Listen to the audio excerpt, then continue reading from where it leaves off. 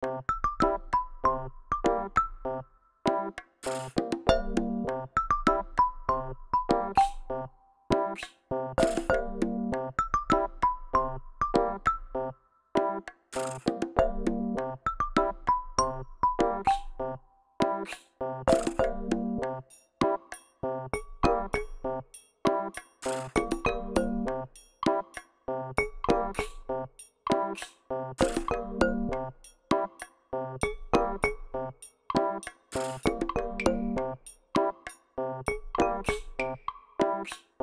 naman natin sa hot topic tayo.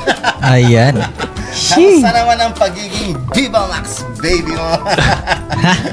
Okay naman, syempre masaya. Masaya sa work. Lalo na kapag mga kasama mo, mga close mo na rin. Sobrang saya sa set pag ayun, syempre andun yung bonding, kwentuhan, kulitan, tapos sabay-sabay kayong kakain. Masaya sa work. Hindi siya yung nakaka-pressure na parang pag nandun ka, out of place ka. Mababait naman, especially mga directors, producers. Ayan, shoutout pala sa nanay ko. Ayan. Nanay Len. So, ayun guys. Thank you. Ayun, promote ko lang ulit yung upcoming movie na Dayo. Ayan, under 316 Media Network. Sinong babae kasamang pala dun?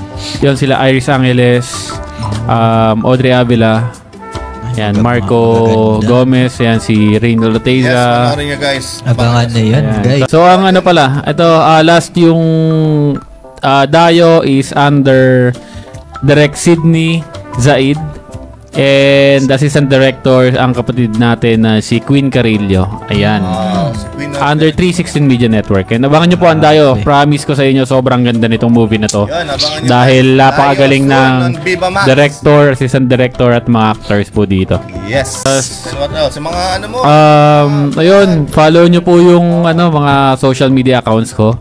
Elmo Ilarmo Jr. sa IG, sa Facebook, at sa TikTok. Meron din pala ako sa YouTube. Ayan. Yeah. So, ayun. Saka thank you ulit sa Evolve Aesthetics at sa Biological, Medical, and Dental Clinic kay Dr. Amy Emeterio. Yes. Ayan. Maraming salamat po. Yung isa sa sa doon sa Evolve Aesthetics is ate mo, di ba? Yes, baka naman si ate Ate, you're welcome. Hello ate, Abay Ilarmo. Shoutout sa'yo ate. Thank you.